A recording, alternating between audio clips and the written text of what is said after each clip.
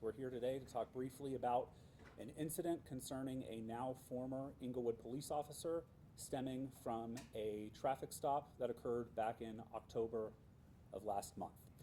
We're first going to hear from District Attorney Amy Padden, the elected District Attorney for Arapahoe County, followed by Englewood Police Chief David Jackson. Please hold your questions until the very end. We will leave plenty of time to get your questions answered. I will first introduce District Attorney Amy Padden. Good morning. We're here today to discuss charges that my office has filed against former Englewood Police Officer Ryan Scott Vicina. Mr. Vicina surrendered himself on the arrest warrant yesterday. In that warrant, my office set forth 3 charges: second-degree assault, third-degree assault, and first-degree official misconduct. The facts that I will discuss here are contained in that publicly available affidavit in support of the arrest warrant, and I will limit my comments to that public information. This case arose out of a traffic stop in Englewood on October 8th of 2025. Vicina was on patrol and stationary on that evening when an Audi convertible drove past him. He decided to follow that vehicle, and while following it, Vicina observed the driver failing to stop at a stop sign. He activated his overhead lights to conduct a traffic stop. The driver pulled over and rolled down his window when Vicina asked him to do so. Vicina asked the driver for his driver's license, but there appeared to be a language barrier between the two of them as the driver did not speak English well. The driver asked why he was stopped, but Vicina did not answer him, nor did he pause the contact to get an interpreter. Vicina asked the driver to turn off his car, which he did. Vicina asked the driver to give him the keys, and the driver asked why. Vicina did not respond. Vicina then opened the driver's side door and ordered the driver out of the car. He then reached towards the driver. Vicina then pulled out a taser and told the driver in English that he was going to tase him. Approximately 1 second later, Vicina deployed that taser, hitting the driver and causing him pain. Vicina then took the driver to the ground in a chokehold maneuver by placing his left forearm against the driver's neck. The driver could not breathe during that time. The chokehold lasted approximately 12 seconds. Law enforcement's use of a chokehold is expressly forbidden by Colorado law as set forth in revised statute 18-1-707. After the driver was released from the chokehold, the driver complained about his neck and asked for water. Vicina did not give him any water. During the interaction, Vicina is heard yelling and swearing at the driver.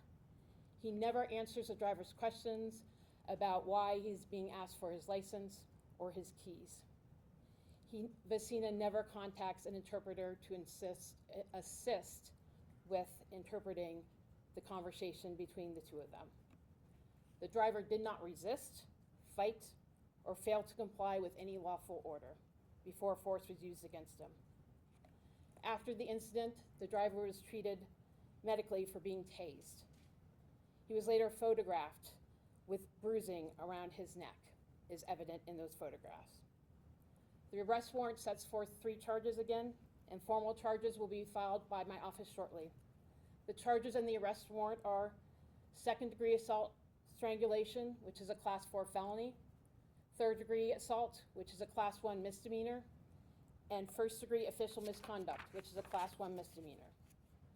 The highest charge, the felony assault charge, carries the possibility of 2 to 8 years in the Department of Corrections. Please note that the defendant is presumed innocent unless proven guilty in a court of law. I want to thank Englewood PD for recognizing the concerns about what occurred in this case and the need for an outside independent investigation. That investigation was commenced by the Colorado Bureau of Investigation, who I also want to recognize and thank them for their initial work in this case. From our office, I want to thank Lonnie Chavez, who's been the primary investigator since our office took this matter over, as well as ADA Brackley and Chief Deputy District Attorney Christy Hayden, who are with me here today and have been working on this matter. I will now turn this over to Chief David Jackson of Englewood Police Department.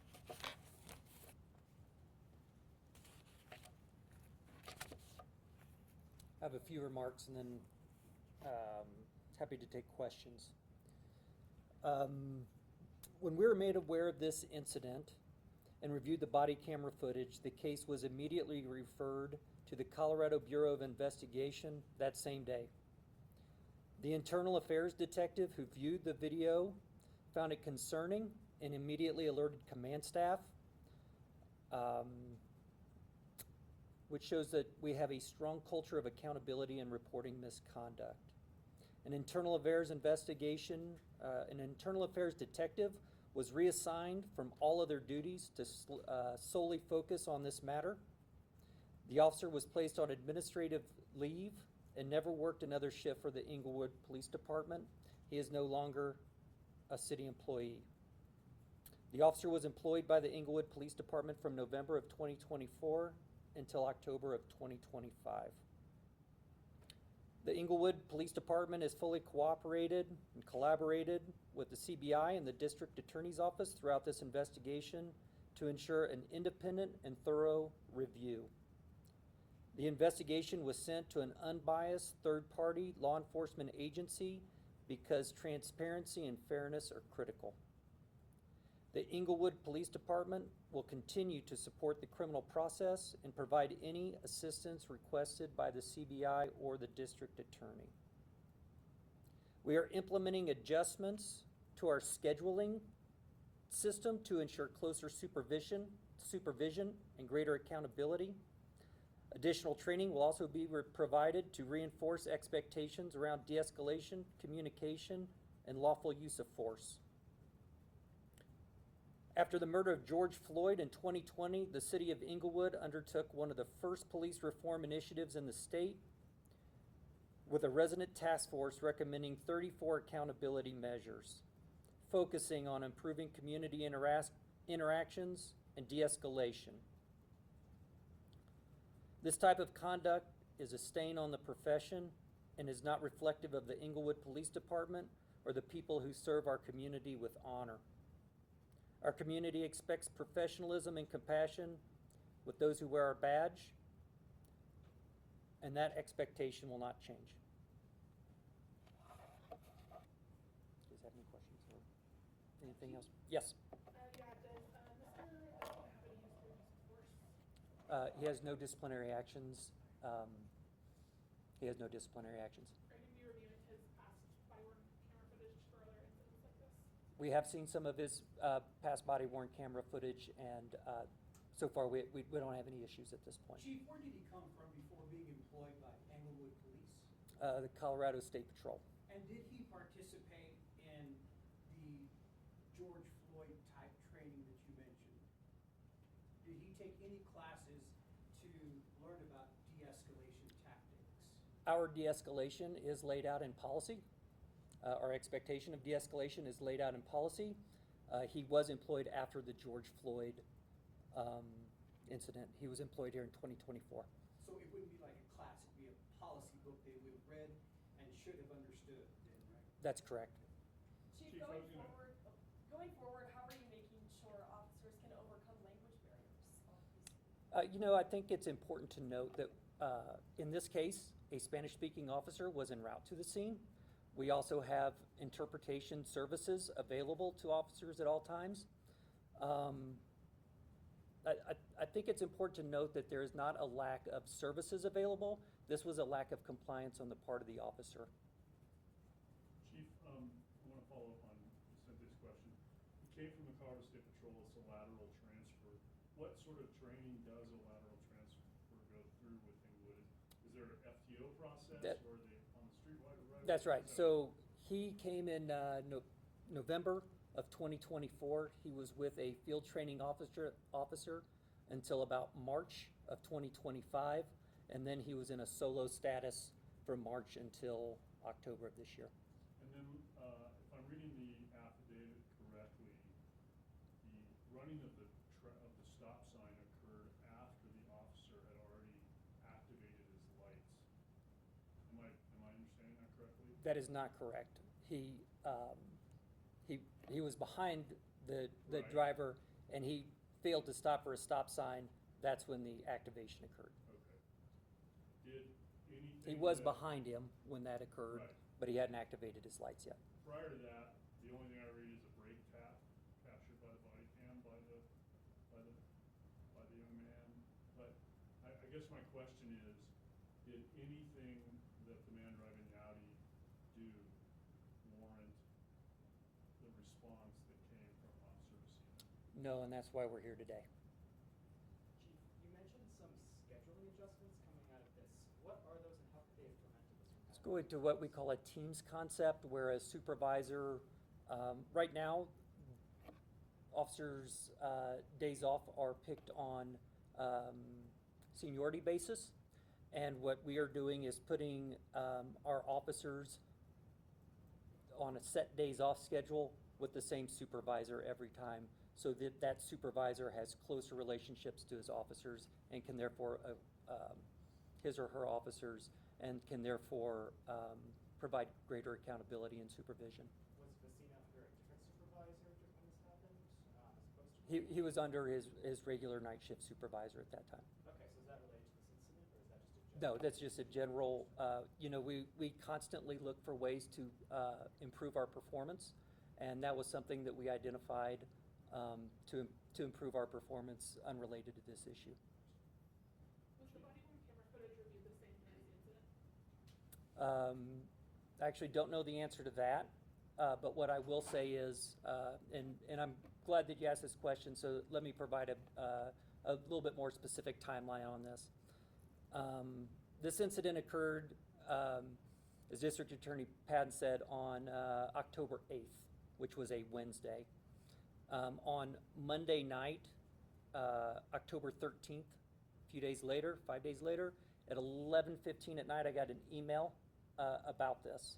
The next morning, I had a staff meeting, and I asked about this incident because I had gotten an email about it. And talked to the commander of our Professional Standards Bureau, who oversees internal affairs investigations, and he had assured me they had already gotten the complaint on the 9th. So the video had not been watched yet because we had started a administrative review of some of the other things to get some of this stuff in place, but the detective had not actually watched the video until that Tuesday. Chief, did the, And, I'm sorry to interrupt, whether or not it was reviewed at the scene by the sergeant, I don't know. I know that we encourage our officers to watch it prior to writing the report. And was that email you got from your command staff or from an outside party? It's from an outside party. did the person who was stopped file a complaint, or did someone file a complaint on his behalf? He came to the station with 2 loved ones. Chief, When, was that a couple of days afterwards, or? No, it was on the 9th, the day after the stop. Chief, can you talk about the importance of dash cam video? A lot of departments don't have dash cameras, and it seems like in this case, you really needed the dash cam to fully understand what happened. The body cam is always, close contact with views not the same, all that sort of stuff. Can you talk a little bit about that? Yeah, what I would say is I can't speak for other police agencies. Right. What I will tell you is that the city of Englewood has invested heavily in officer accountability and ensuring that we have good citizen contacts. And as a police department and as a city, we think that recording these stops with body worn camera and with dash cam footage is paramount. And I would agree with you. I don't think that either one of those would show the extent of the seriousness of this incident. I would agree. And then can you tell me what your personal reaction was when you watched the video the first time?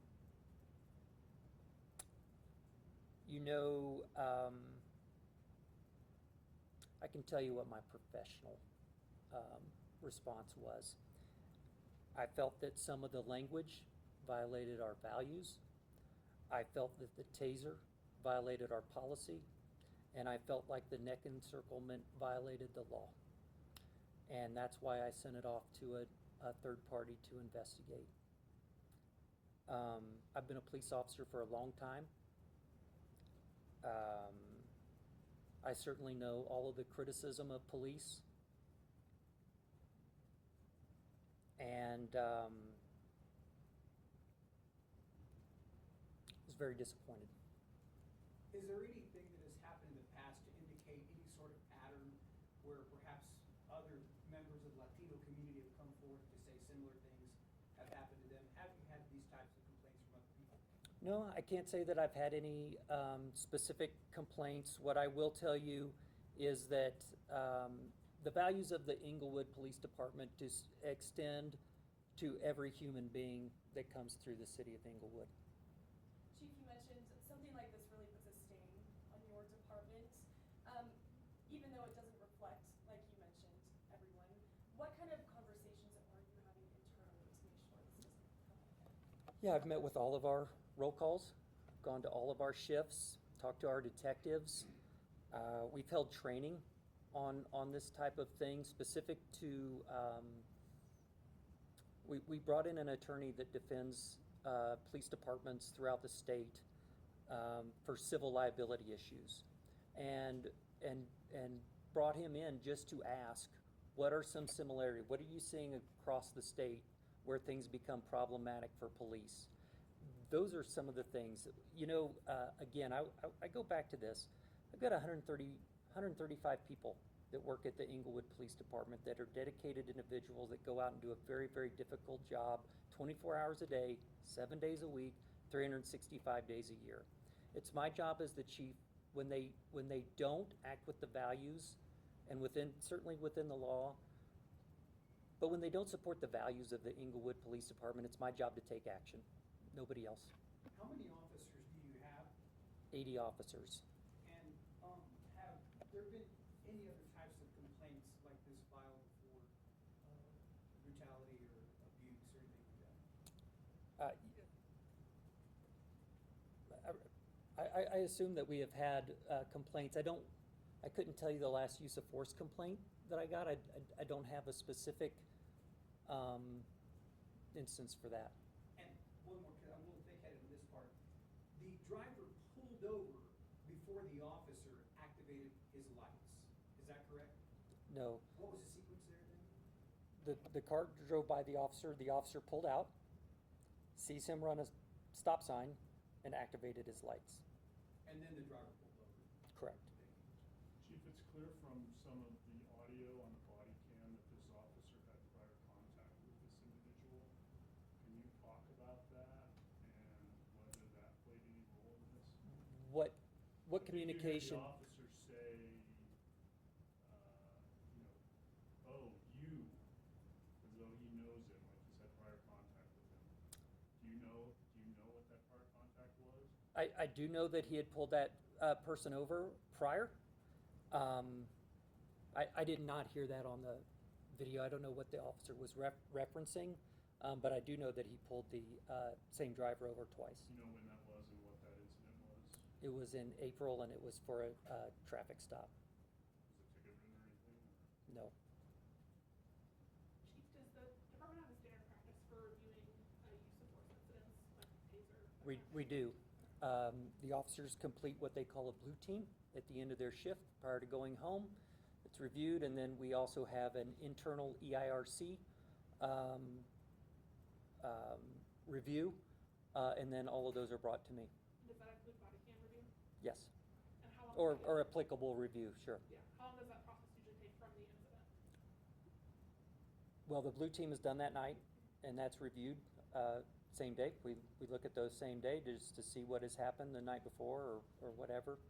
And then the EIRC meets, frankly, usually about quarterly when we get a few for them to convene and take them away from their other duties to look at those. Do you think this incident would have been on your radar if the individual had not come forward with Yeah, yes. The short answer is yes. These things are reviewed by our EIRC internally, and like I said, the incidents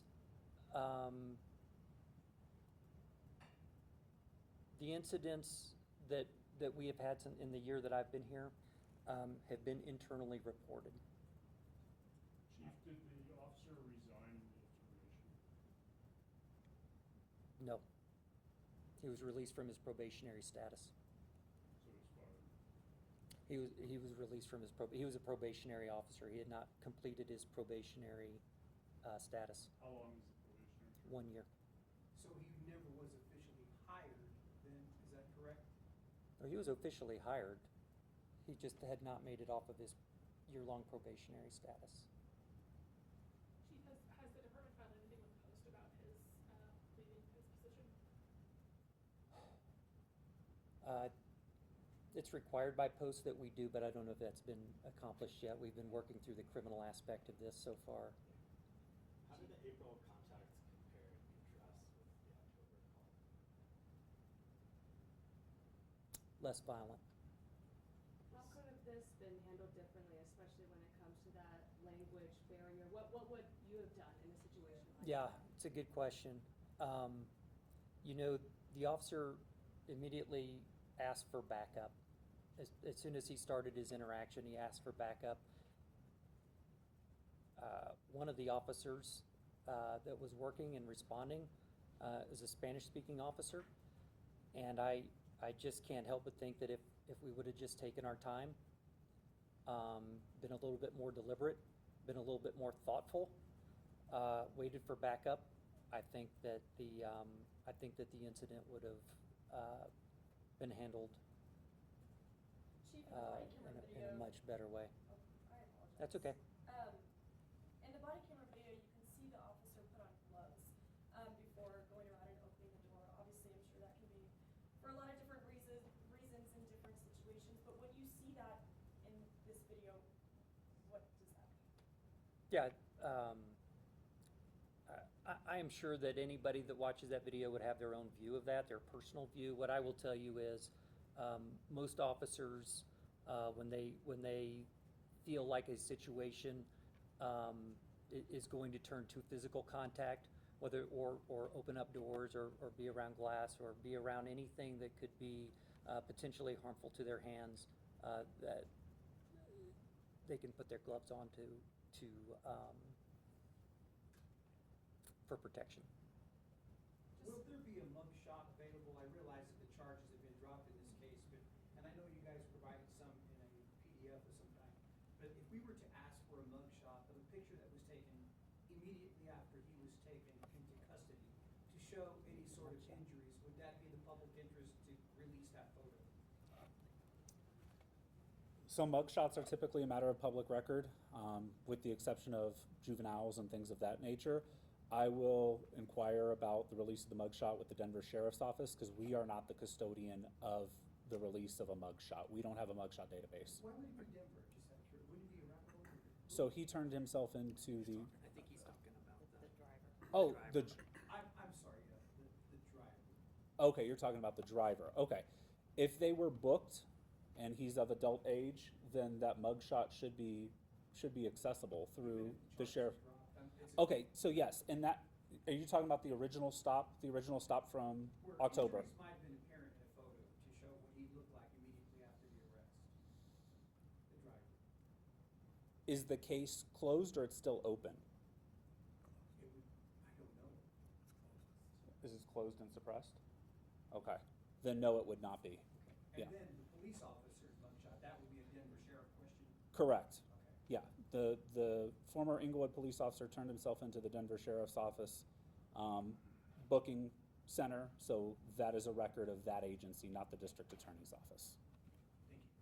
For the district think a attorney, couple more. could I also ask just the I think a importance couple of the more. dash Yep. cam and how that was helpful to making a decision for you? I'm sorry, I missed the question. It was for one of us. So the dash camera was very important. It gave us it gave us really a dynamic view of the entirety of the incident. There's no sound to the dash camera, but when you put the body-worn camera together with the dash camera, you really hear and see everything in 360 degrees. So Upon careful review of the evidence in this case, both the dash camera and the body camera and interview with the victim were very important. We have time for 2 more questions. Do you anticipate him appearing in court and going through the trial process? Well, we certainly anticipate him appearing in court. Whether or not there is a trial in this case would be up to him, and pending on any pretrial negotiations that we have. But he will certainly be in court. Ashley? I know DA spoke a little bit about the charges and why they're pressing charges, but can you talk about specifically the department's use of force policy and exactly how that was violated in this case? A few things. Number one, our taser policy is specific to a subject actively resisting. In this case, it was my review, although he did pull his arms away at one point. When he was tasered, he was sitting in the car with a phone in his hand, which I felt violated policy. The neck encirclement is expressly prohibited by law.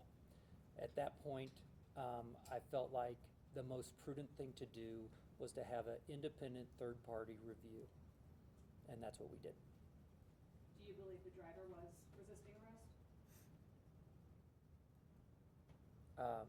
He was not charged with that. He wasn't charged with anything, right, the driver, is that right? I'll talk about charges to the driver. The driver was initially charged with obstruction of a police officer and some driving-related offenses. When we initially reviewed that case, we did not see probable cause or proof beyond a reasonable doubt to sustain the obstruction charge. And without testimony by then Officer Vicina, none of those charges could be proven beyond a reasonable doubt. So we took very initial steps to dismiss that case based on the evidence. So as this case proceeds forward, we will be the primary point of contact for information stemming from any future court appearances that this defendant appears in. So if there's additional questions that pop up down the road in the future, please email me at press@cota18.gov, and we will respond accordingly. Thank you all for coming, and I appreciate you being here.